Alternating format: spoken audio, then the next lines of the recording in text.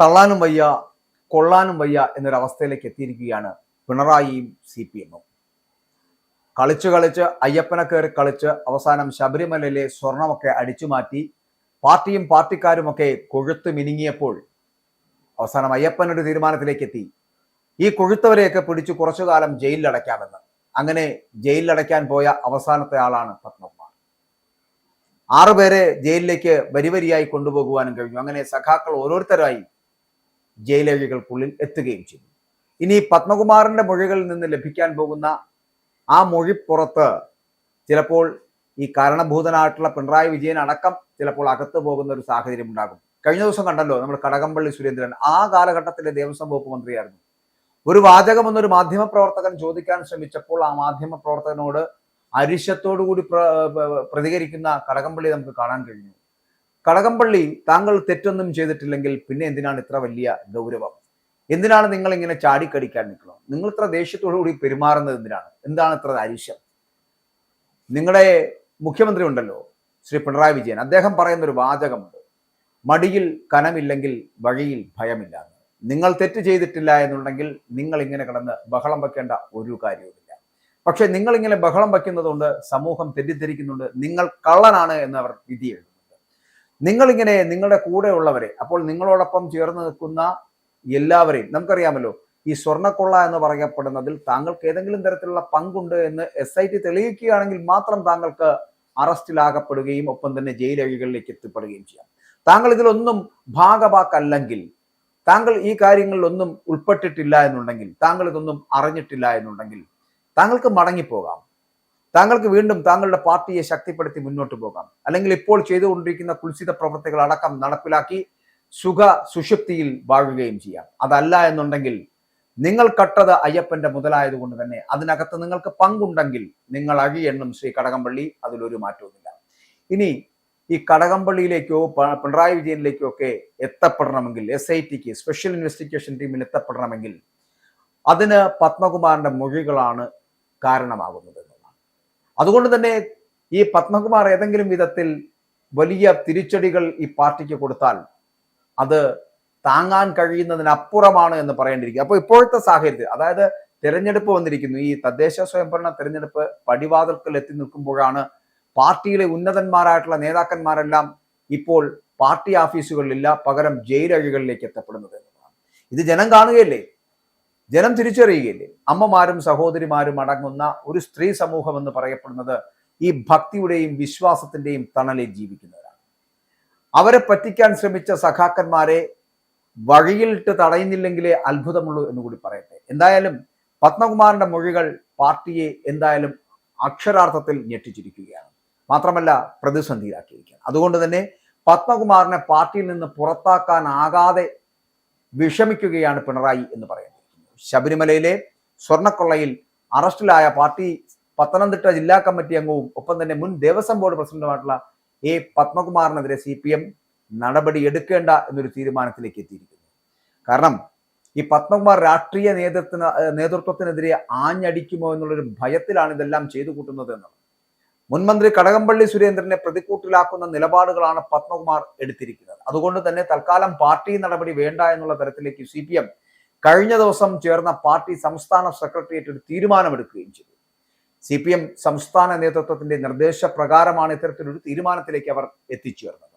മുഖ്യമന്ത്രി പിണറായി വിജയനാണ് ഈ നിർദ്ദേശം നൽകിയത് എന്നുള്ളത് ആണ് ഏറ്റവും വലിയ പ്രത്യേകത. കാരണം ഇനി കടകംപള്ളിയെ കൂടി ജയിലിലായി കഴിഞ്ഞാൽ അടുത്ത് പോകേണ്ടി വരുന്നത് താനാണോ എന്നുള്ളൊരു ഭയം പാവം മുഖ്യമന്ത്രിക്കും ഉണ്ടാകും എന്നുള്ള കാര്യത്തിൽ സംശയമില്ലല്ലോ. എന്തായാലും വെറുതെ ചൊറിഞ്ഞ് വലിയ വിഷയങ്ങൾ ഉണ്ടാക്കണ്ട എന്ന് പറഞ്ഞുകൊണ്ടായിരിക്കും പത്മകുമാറിനെ ഇപ്പോൾ ഒന്നും ചെയ്യേണ്ട, പകരം നമുക്ക് സമയം വരുമ്പോൾ ചെയ്യാമെന്ന് പറഞ്ഞ് മാറ്റിവെച്ചേക്കുകയാണ്.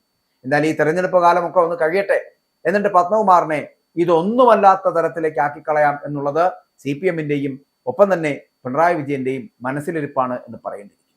എന്തായാലും തദ്ദേശ സ്വയംഭരണ തെരഞ്ഞെടുപ്പ് കണക്കിലെടുത്തുകൊണ്ടുള്ള ഒരു നിർദ്ദേശം മാത്രമാണ് ഇത് എന്ന് പറയേണ്ടിയിരിക്കുന്നു. അങ്ങനെ പാർട്ടിയിൽ നിന്ന് പുറത്താകാതെ കുറച്ചു കാലം കൂടി പത്മകുമാറിന് ഇവർക്കെതിരെ ആയുധങ്ങൾ പ്രയോഗിക്കാം, അല്ലെങ്കിൽ ബ്ലാക്ക് മെയിൽ തന്ത്രം പ്രയോഗിക്കാം. അയ്യപ്പ കോപമാണ് ഈ പ്രതിസന്ധിയിലേക്ക് മോഷ്ടാക്കളെയും CPM-നെയും എത്തിച്ചതെന്ന പ്രചരണം വിശ്വാസികൾ തുടർച്ചയായി നടത്തി വരികയാണ്. അപ്പോൾ ഈ പ്രചരണമാണ് CPM-നെ വലയ്ക്കുന്നത് എന്നുള്ളത്. അതാണ് ഞാൻ ആദ്യം പറഞ്ഞ അമ്മമാരും സഹോദരിമാരും അടങ്ങുന്ന സ്ത്രീ സമൂഹം വിശ്വാസി സമൂഹം എത്തിച്ചിരിക്കുന്നത് അയ്യപ്പ കോപത്താലാണ്. ഇതൊന്നും ആരും പുറത്തറിയില്ലായിരുന്നു.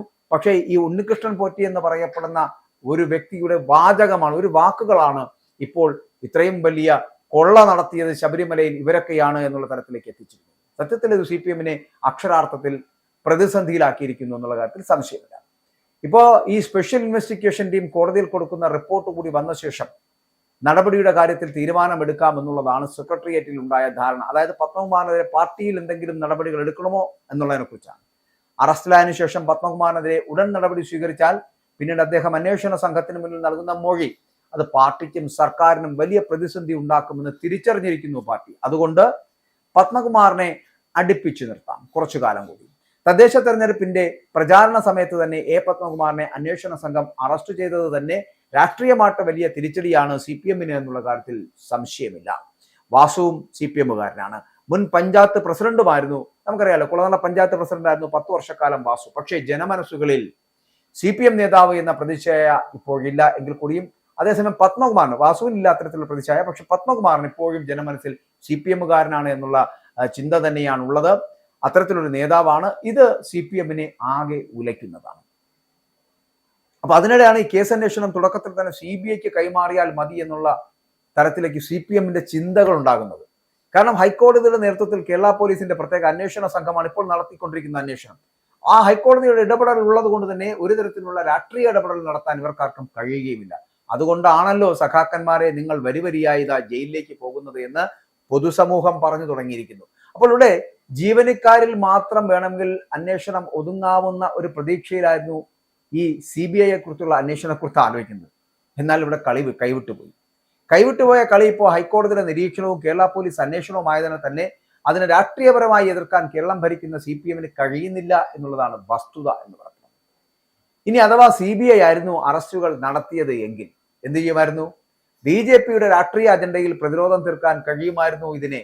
അവിടെ ചിലപ്പോൾ നിന്നേനെ, ആ ഉദ്യോഗസ്ഥ വൃന്ദങ്ങളിൽ നിന്നേനെ, അതിന് മുകളിലേക്ക് അത് പോകില്ലായിരുന്നു. അപ്പോൾ ഇതും CPM-നെ ഇപ്പോൾ ചിന്തിപ്പിച്ചു തുടങ്ങിയിരിക്കുന്നു. കൊല്ലത്ത് നടന്ന സംസ്ഥാന സമ്മേളനം എല്ലാവർക്കും ഓർമ്മയുണ്ട്. ആ സംസ്ഥാന സമ്മേളനത്തിൽ ഇതേ പത്മകുമാർ ബഹിഷ്കരണം നടത്തിയിരുന്നത് നമ്മൾ മറന്നിട്ടില്ല. വലിയ അച്ചടക്കലംഘനം നടത്തിയിട്ടും പത്മകുമാറിനെ അന്ന് പാർട്ടിയിൽ നിന്നും പുറത്താക്കിയില്ല എന്നുള്ളത് ശ്രദ്ധേയമാണ്. അന്ന് സത്യത്തിൽ പുറത്താക്കിയിരുന്നുവെങ്കിലും ഇന്ന് CPM ഇത്ര വലിയ പ്രതിസന്ധിയിലാകുമായിരുന്നു എന്നുള്ളത് ഇപ്പോൾ CPM ചിന്തിച്ചുകൊണ്ടിരിക്കുകയാണ്. ഹൈക്കോടതിയുടെ മേൽനോട്ടത്തിൽ പ്രത്യേക അന്വേഷണ സംഘം, ആ അന്വേഷണ സംഘം അതാണ് സ്പെഷ്യൽ ഇൻവെസ്റ്റിഗേഷൻ SIT. ആ SIT നടത്തുന്ന അന്വേഷണത്തെ പാർട്ടി തന്നെ സ്വാഗതം ചെയ്തിട്ടുണ്ട്. തെറ്റുകാർ ആരായാലും സംരക്ഷിക്കില്ല എന്നുള്ള സർക്കാർ നിലപാട് തെരഞ്ഞെടുപ്പ് യോഗങ്ങൾ ഉയർത്തിക്കാട്ടുകയും ചെയ്തിട്ടുണ്ട്. ഇനി മറ്റു കാര്യങ്ങൾ അപ്പോൾ ഉണ്ടാകുന്ന സാഹചര്യം അനുസരിച്ച് തീരുമാനിക്കാമെന്നതാണ് CPM-ന്റെ ഇപ്പോഴത്തെ നിലപാട് എന്ന് പറയുന്നത്.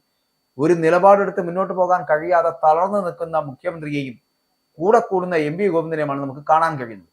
മുഖ്യമന്ത്രിയുടെ ഈ അഭിപ്രായം CPM സെക്രട്ടറി MV ഗോവിന്ദനാണ് പത്തനംതിട്ട കമ്മിറ്റിക്ക് ഇപ്പോൾ കൈമാറിയിരിക്കുന്നത്. അങ്ങനെ അതുകൊണ്ട് പത്മകുമാറിനെ തൊടില്ല. പത്മകുമാറിനെ പ്രത്യേക അന്വേഷണ സംഘം കസ്റ്റഡിയിൽ വാങ്ങി ചോദ്യം ചെയ്ത ശേഷമാകും തുടർ ചോദ്യം ചെയ്യലുകളും.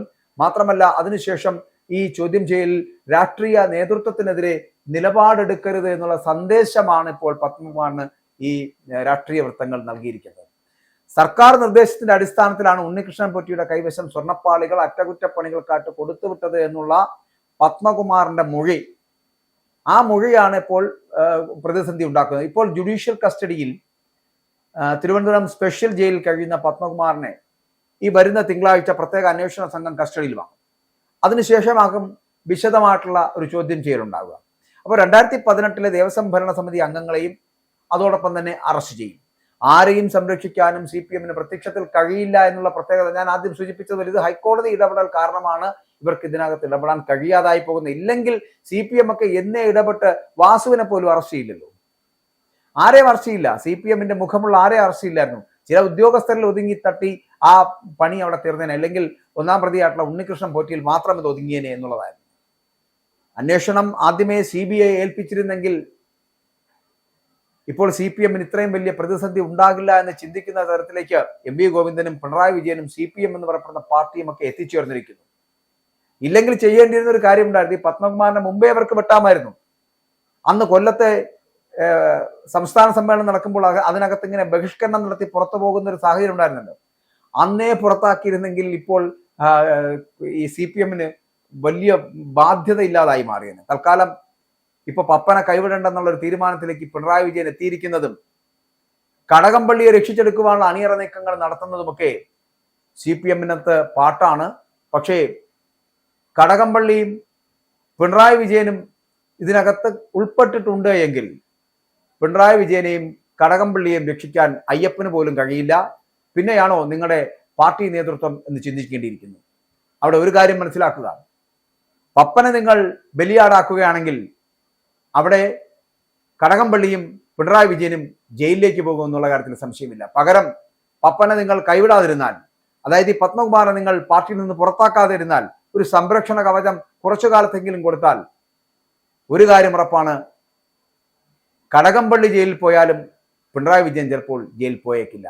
അത് പപ്പനെ കൈവിടാതിരുന്നാൽ മാത്രം. ഇല്ലെങ്കിൽ ഇവർ രണ്ടുപേരും ജയിലിലേക്ക് പോകും.